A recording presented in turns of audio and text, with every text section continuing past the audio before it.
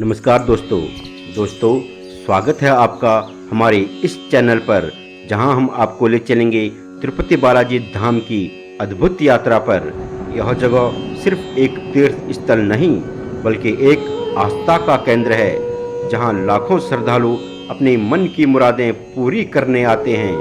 इस वीडियो में हम जानेंगे तिरुपति बालाजी के इतिहास, उनकी महिमा और यहाँ के विशेष पर्वों के बारे में। हम आपको बताएंगे कि कैसे इस धाम की यात्रा आपके जीवन में सकारात्मक परिवर्तन ला सकती है। तो चलिए इस आध्यात्मिक सफर की शुरुआत करते हैं और जानते हैं तिरुपति बालाजी धाम की अद्भुत कहानियाँ और उनके दिव्य दर्शन। दोस्तों, अगर आप चैनल पे नए हो तो चैनल को लाइक सब्सक्राइब अवश्य कीजिए। श्रीनिवास परा वेदाः श्रीनिवास पराः मखाः श्रीनिवास पराः सर्वे तस्मादैनन् विद्यते। सर्वयज्ञ तपोदानं तीर्थ स्नाने तु यत्फलं तत्फलं कोटिगुणितं श्रीनिवासस्य सेवाया। वेंकटाद्रिनिवासं तं चिन्तयन् घटिकाधियं कुलेकुवंशतिं धृत्वा विष्णुलोके महीयते। सभी वेद भगवान श्रीनिवास का ही प्रतिपादन करते हैं। यज्ञ भी श्रीनिवास की ही आराधना के साधन हैं। अधिक क्या, सभी लोग श्रीनिवास के ही आश्रित हैं, उनसे भिन्न कुछ नहीं है। अतः सभी यज्ञ, तप, दानों के अनुष्ठान तथा तीर्थों में स्नान का जो फल है, उससे करोड़ों गुना अधिक फल श्रीनिवास की सेवा से होता है।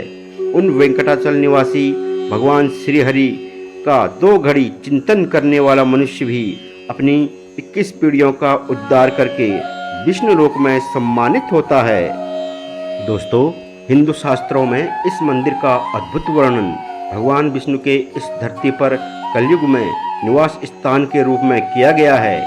तिरुपति बालाजी का मंदिर, जिसे श्री वेंकटेश्वर स्वामी मंदिर के नाम से भी जाना जाता है, हिंदू शास्त्रों के अनुसार एक प्रमुख स्थान है। यह लोकप्रिय मंदिर आंध्र प्रदेश के चित्तूर क्षेत्र में स्थित है। तिरुपति बालाजी मंदिर सबसे अधिक दर्शन किए जाने वाले मंदिरों में से एक है। प्रतिदिन बड़ी संख्या में भक्त भगवान वेंकटेश्वर के दर्शन के लिए इस मंदिर में आते हैं। तिरुपति बालाजी मंदिर के बारे में कुछ रोचक बातें। इस मंदिर का इतिहास 9वीं शताब्दी से जुड़ा हुआ है, जब पल्लव वंश के शासकों ने यहाँ अपना आधिपत्य स्थापित किया था। 15वीं सदी के बाद इस मंदिर की प्रसिद्धि दूर दूर तक फैलने लगी। इस मंदिर को भूलोक का वैकुंठ कहा जाता है। मान्यता है कि भगवान विष्णु ने कलयुग में अपने भक्तों को मोक्ष की ओर मार्गदर्शन करने के लिए इस मंदिर में प्रकट हुए थे। इस मंदिर में भगवान वेंकटेश्वर की आंखें बंद रहती है। ऐसा माना जाता है कि भगवान वेंकटेश्वर की आंखों में ब्रह्मांडीय ऊर्जा है, इसलिए लोग उनकी आंखों में सीधा नहीं देख सकते। इस मंदिर में बाल दान करने की परंपरा सदियों पुरानी है। मंदिर में भगवान को सजाने के लिए इस्तेमाल किए जाने वाले स्वर्ण आभूषणों का विशाल भंडार है।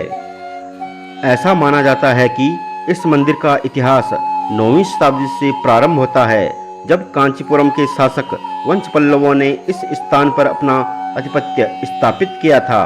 परंतु 15वीं सदी के विजयनगर वंश के शासन के पश्चात भी इस मंदिर की ख्याति सीमित रही। 15वीं सदी के पश्चात इस मंदिर की ख्याति दूर दूर तक फैलनी शुरू हो गई। 1843 से 1933 ईस्वी तक अंग्रेजों के शासन के अंतर्गत इस मंदिर का प्रबंधन हातिम राम जी मठ के महंत ने संभाला। 1933 में इस मंदिर का प्रबंधन मद्रास सरकार ने अपने हाथ में ले लिया और एक स्वतंत्र प्रबंधन समिति तिरुमाला तिरुपति के हाथ में इस मंदिर का प्रबंधन सौंप दिया।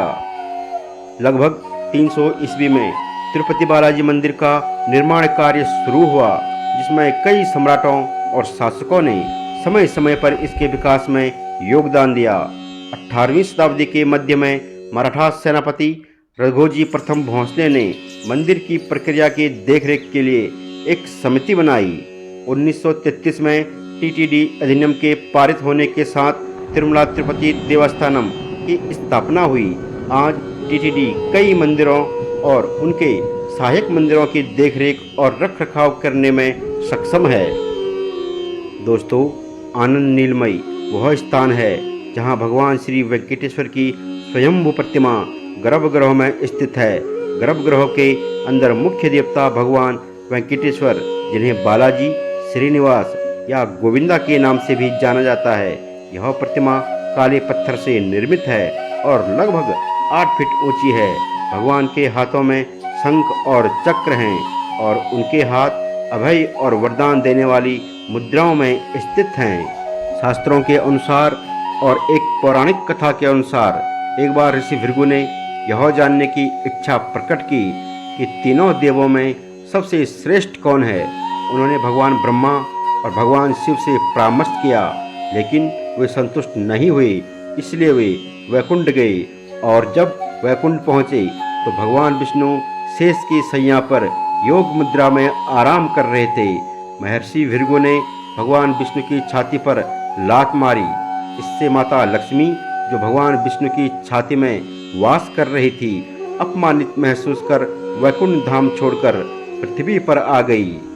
तब भगवान विष्णु भी माता लक्ष्मी की खोज में पृथ्वी पर आ गए। एक दिन जब भगवान विष्णु ने महालक्ष्मी को पाया तो उन्हें यह जानकर बहुत दुख हुआ कि माता लक्ष्मी राजा के घर में पद्मावती के रूप में जन्म ले चुकी थी। भगवान विष्णु एक पहाड़ी पर चले गए और तपस्या करने लगे। भगवान शिव और ब्रह्मा गाय और बछड़े के रूप में वहां पहुंचे। हर दिन भगवान शिव गाय का रूप धारण करके उस पहाड़ी पर भगवान विष्णु को दूध पिलाते थे। एक दिन भगवान वेंकटेश्वर और पद्मावती एक दूसरे से मिले। फिर देवताओं ने राजा से आग्रह किया कि वह अपनी बेटी का विवाह भगवान वेंकटेश्वर से कर दें। धन के देवता कुबेर ने भगवान को एक विशाल धनराशि उधार दी ताकि वह अभूतपूर्व ढंग से विस्तृत विवाह समारोह कर सके। विवाह के बाद भगवान तिरुमला की पहाड़ियों में निवास करने लगे, जहां एक भव्य मंदिर का निर्माण किया गया। ऐसा माना जाता है कि उस समय से भगवान कुबेर से विवाह के दौरान लिया गया ऋण आज भी चुका रहे हैं। यह भी विश्वास किया जाता है कि भक्त भगवान को उनका ऋण शीघ्र चुकाने में सहायता करने के लिए योगदान देते हैं। मंदिर में लोग अपने बाल दान देते हैं। मंदिर में बाल दान करने की परंपरा कई वर्षों से चली आ रही है। भगवान के दर्शन करने से पहले सभी आयु वर्ग के लोग अपनी इच्छा के अनुसार इस परंपरा का पालन करते हैं, जिसमें मंदिर परिसर के पास प्रार्थना करना और सिर मुंडवाना शामिल है। जनता की सुविधा के लिए मंदिर प्रशासन ने बड़े बड़े भवनों का निर्माण किया है ताकि लोग भगवान को अपने बाल दान कर सकें। ऐसा माना जाता है कि तिरुपति मंदिर में बाल दान करने वालों की मनोकामनाएं पूर्ण होती है। भगवान वेंकटेश्वर अपने भक्तों की सभी इच्छाओं को पूरी करते हैं। यह अनिवार्य अनुष्ठान नहीं है, लेकिन जो लोग अपनी इच्छा के साथ मंदिर में आते हैं वो इस अनुष्ठान का पालन करते हैं। इसे भूलोक का वैकुंठ भी कहा जाता है, जो भगवान विष्णु का निवास स्थान है, जहां वे देवी लक्ष्मी के साथ विराजमान है। ऐसा माना जाता है कि अपने अनुयायियों को मोक्ष का मार्ग दिखाने और उनका मार्गदर्शन करने के लिए भगवान विष्णु इस मंदिर में प्रकट हुए थे। ऐसा माना जाता है कि भगवान वेंकटेश्वर की मुख्य प्रतिमा अत्यधिक शक्तिशाली और अद्वितीय है। इस मंत्र मुक्त करने वाली प्रतिमा में कई अद्भुत चमत्कारी गुण हैं। हर दिन प्रतिमा को पुष्प प्रधानों से और सजावटों से सुसज्जित किया जाता है। भगवान वेंकटेश्वर को प्रतिदिन स्वर्ण आभूषणों से सजाया भी जाता है। यहाँ भक्तों को प्रदान की जाने वाली अनेक सुविधाएं हैं।